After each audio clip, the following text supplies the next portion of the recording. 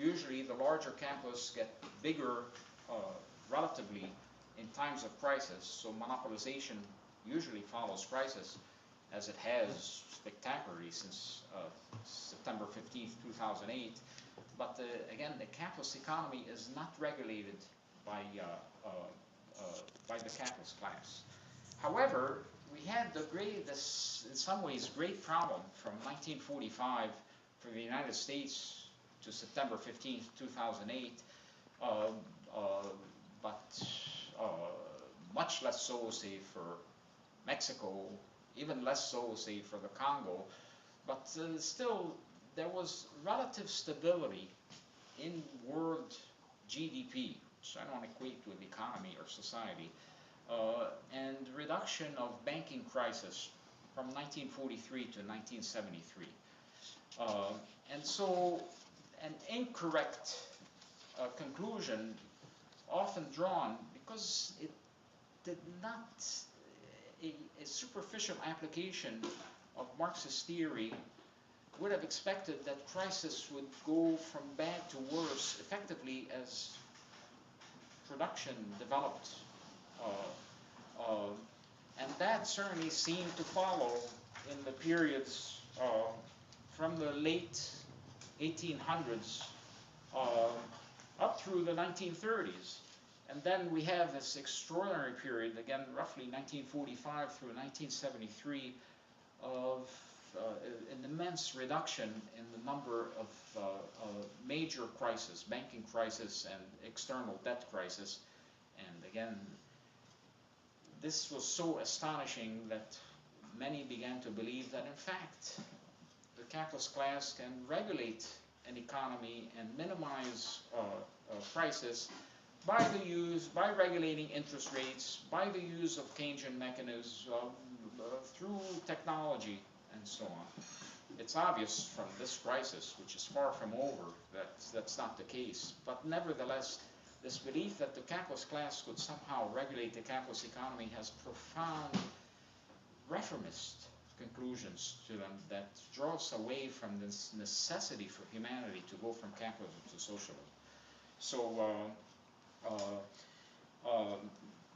briefly with this chart, by the 1860s, crises are mounting, consistent with Marxist analysis, and especially so in France, taking the form of debt crisis in particular, and it impels the ruling class to effectively into wars at home in one form or another, even on its own social base, and wars abroad. And that opened the door for the Paris Commune. And in turn, by drawing the lessons ever so carefully from the defeat of the Paris Commune, Marx, Engels, Lenin opened the door for the victory of the Russian Revolution. Not least the importance of seizing control of the central bank, a big mistake of the Paris Commune, and most importantly, the question of land reform, which left the French countryside open for the bourgeoisie to organize the defeat of the Paris Commune. So, in any event, by drawing the lessons from a defeat, opened the way for the Russian Revolution. These enormous crises of 1900 and 1907 bring down pressures again on all classes, but above all on the class that could take power, the working class, which means above all its organizations, an unprepared socialist international, whose member unions who were affiliated with the Socialist International, could shut Europe down. They were that powerful, but instead unprepared in a whole range of ways, including understanding about what was happening with capitalism, with these crises and the expansionary force that came from the productive forces outgrowing capitalist forms. Effectively, we're on our way to major war. But the leadership of the Socialist International had illusions about peaceful transitions to democracy, and that same leadership had become comfortable compared to what the mass of workers had, suffered. So you have this gap between leadership and the mass of workers, and you have this lack of understanding about the world. And so, come August August 1914, the Socialist International collapses along national lines, making possible the worst war humanity had experienced to date. But somebody out there, or to be specific, you know, the Bolshevik Party had done its homework both about an understanding of imperialism, that expansionary force that develops from the productive forces outgrowing the forms, and what was coming, and had done the work in terms of this close connection with, above all, the industrial working class. And so while so many fell into pessimism in 1914, it's that 3 years after the collapse of the Socialist International, we have a victory of a Russian Revolution, which I consider the greatest step forward in the entire history of humanity. We have then the rise of communist parties around the world, and the rise of the Comintern. Lenin considered both as great, if not greater, an achievement than the victory of the Russian Revolution. But of course, the rise of the communist parties and Comintern, you know, wouldn't have happened without the victory of the Russian Revolution. We have revolution in Hungary, defeated in a relatively short time, above all because of an inexperienced leadership. And we have the breakout of revolution in Germany, in the industrialized West. When that's defeated in 1923, I consider that period, 1907, say, to 1923, closed. But the crisis of capitalism keep mounting. And so we have several crises in the 1920s, severe crises. There were 4 in the US in the 1920s, sometimes called the gay 20s or something like that. 3 of them were severe. Roaring 20s, right. And then, of course, 1929, and we could say date a new period from 1929 through 1949, near defeat of an unprepared Soviet Union, dissolution of a communist international, but ultimately then victory of the Soviet Union in war, the revolutions I mentioned, and the Chinese Revolution, which in many ways reinforces the Russian Revolution and gains from it. So starting 1973, but especially 1980s, and I consider that the start of a new period, say 1980, capitalist contradictions start mounting again, and this time an unprepared Soviet Union and 11 other states like it collapse and fall to counter-revolution. And if we do not develop a clear understanding of, above all, the weaknesses within our movement, within those states, within the Soviet Union, humanity will not move forward. Absolutely essential. There are 4 problems that I consider essential, effectively, to redeveloping international working class unity. One is this crisis and its implications. This crisis of capitalism, huge implications, again, far from done, headed to more and more severe conflicts and potentially opening the door for humanity to stand up. The second one is the environmental crisis. The third one are the implications of China's extraordinary development. But the fourth, and what I consider the most important, is understanding the weaknesses that made possible the fall of the Soviet Union and 11 other states. Although much of my discussions in China have been around the world economy, preparing years ago, long before 2008, for this breakout of the general crisis, much has been on identifying and addressing those weaknesses. And in 2001, right after September 11th, I get a phone call inviting me to a discussion about the Soviet Union. I'm very reluctant to travel after 2011. I'm Palestinian, born in Palestine. My passport says so, and traveling before September 11th was a problem. But they were insistent. So the invitation really went from invitation to a summons to come in. And in any case, at at the meeting in question, which is October 2002, um, again, at this point, some things have to be said, let me say them effectively. One of the factors in the collapse of the Soviet Union, and there was only really a partial answer, I stand by it, was that the Soviet Union lacked labor unions capable of defending workers against their own state if necessary, drawing from a line from Lenin. And at that time, 2002, overwhelming emphasis in China on economic development, essentially requiring the unions in China to aid economic development almost at any cost. For me to say that was like an explosive or provocative thing to say in China, but again, I figured it had to be said, and it might be the last thing I say in China. But instead, the doors opened wider. Essentially, I'm so nervous about saying this and about having any illusions about peaceful coexistence, those 2 points between capitalism and the working class, that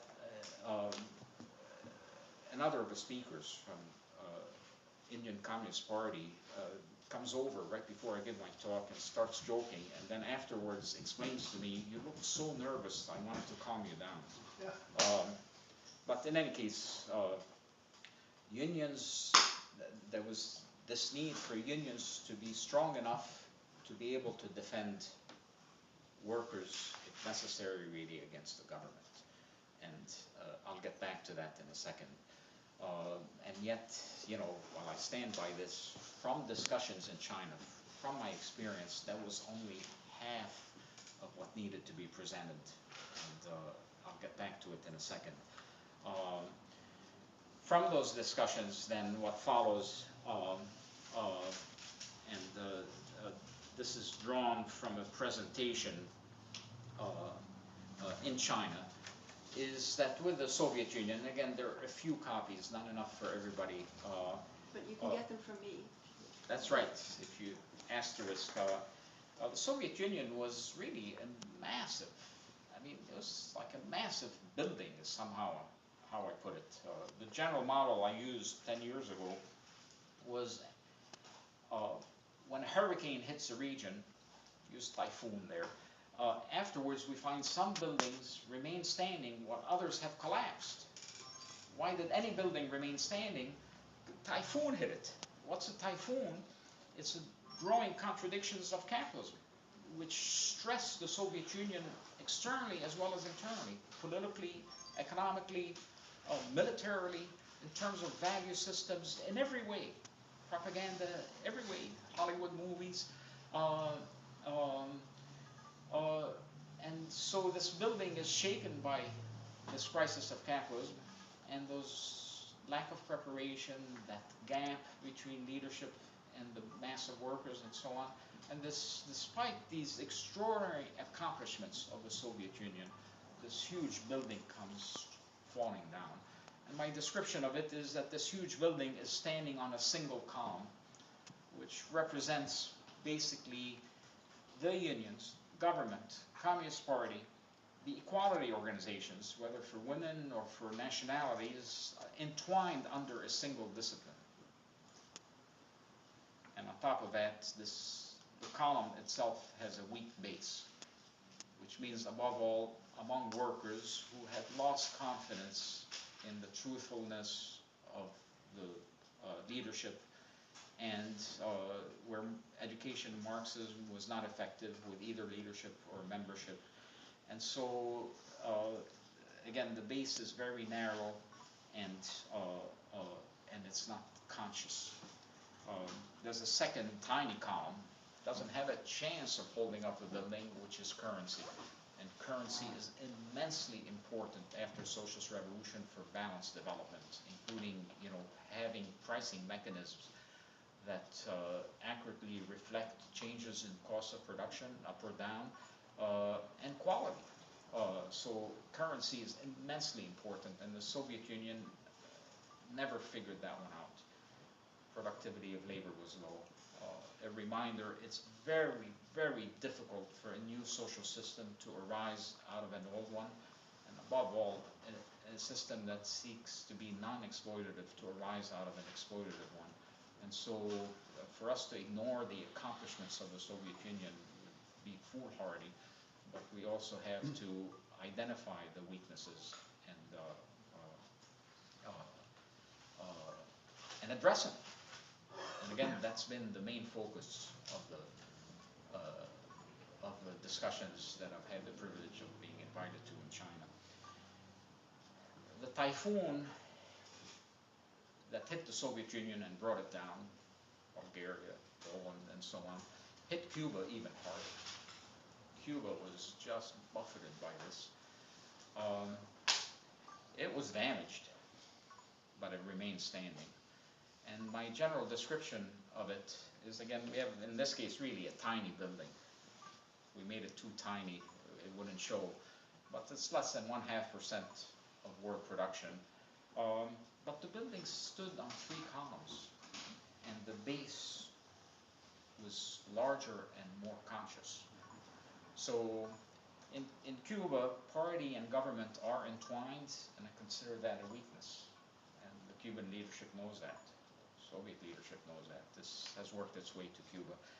But the unions have a history of relative separation. The word relative is important, and are pretty effective in defending workers against the government, the party. What's very interesting to me is that the women's federations in Cuba, as they arose after the Cuban Revolution, have a history of effectiveness and again some separation. And how the separation was achieved is very interesting. Communist Party members in the women's federations are released from party discipline when working within.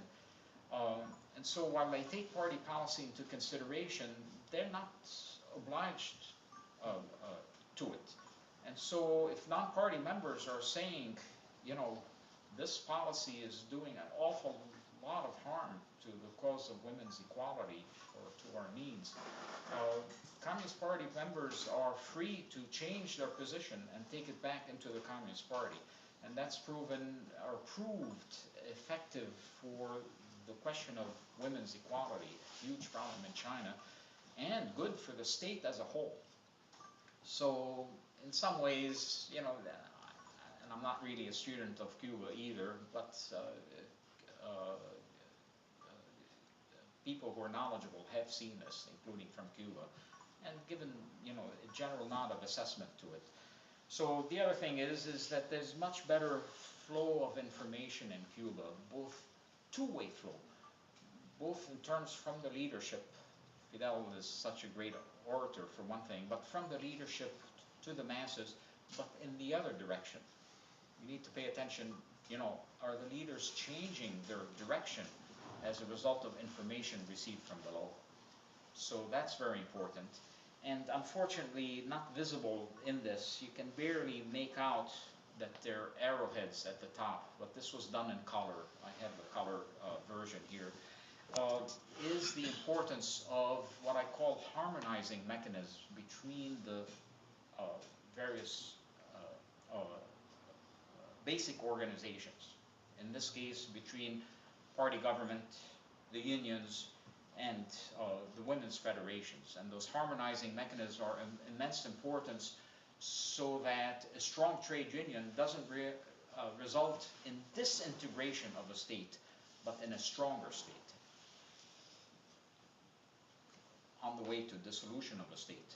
But as long as world capitalism has existed, as long as classes continue to exist, as the book Socialism and the Trade showed about of the Soviet Union, but as acknowledged in Cuba, exploiters exist in Cuba, and you know, it doesn't have to be said exploiters exist in China or Vietnam.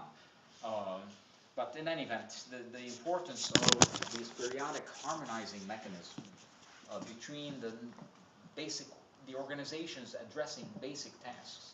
Economic development is a basic task after a socialist revolution. People now expect to eat. People in the United States practically don't expect to eat, and hunger and malnutrition is growing like crazy here. Homelessness.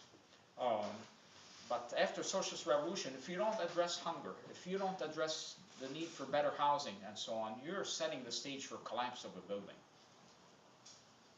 Most important, if the masses don't have confidence and ultimately a sense of control over, you know, this building as it's arising, you're setting the stage for collapse. So,